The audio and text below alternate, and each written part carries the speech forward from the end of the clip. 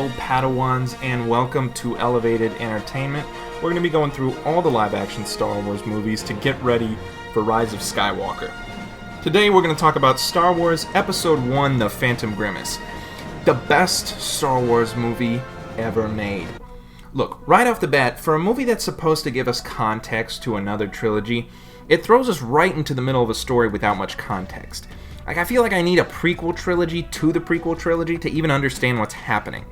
I think one of the greatest things about Star Wars is the world building, right? I mean, where George Lucas may have failed as a filmmaker, he's a creative genius, and the whole concept here is very original and has a lot going for it, but there's just so many unanswered questions in this movie. It starts with these two Jedi trying to make negotiations with the Trade Federation, but hold on, where did the Jedi come from?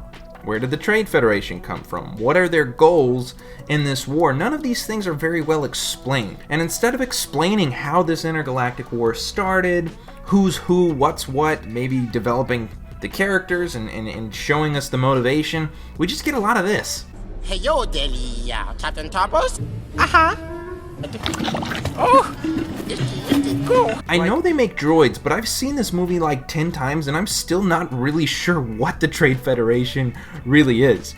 I mean, I get the general premise. A bunch of space wizard ninja monks are trying to maintain peace in the universe in partnership with a government that they don't realize is corrupted. But this whole movie could have been used to really give background to the premise, and instead we get this. Yippee! If you ask me, Anakin shouldn't have been in this first movie.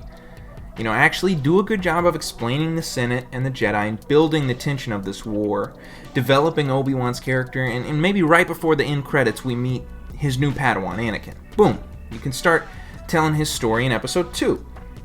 I mean, it's not like Episode 1 tells us anything important about Anakin anyway, besides that he was once a boy with a mom. Well, we really needed a whole movie to figure that out. Now, look, you could make the argument that A New Hope also throws you into the middle of this universe without a lot of context. The difference is I can accept it in that movie because it's not trying to give me all the backstory. It just is what it is. The prequel's whole purpose is to give context to the story, and Phantom Menace is the most pointless movie ever made.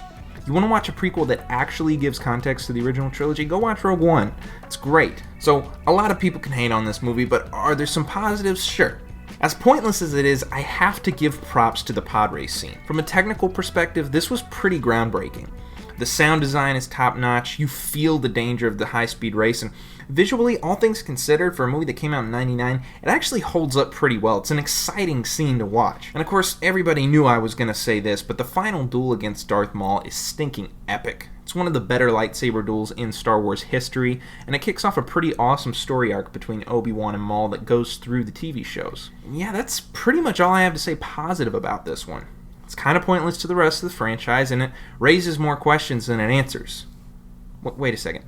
Who is the Phantom Menace? Is it Darth Maul? Is it Anakin? Is it the Senate? Is it Jar Jar? Who's the Phantom? This title doesn't even make sense. What is this garbage?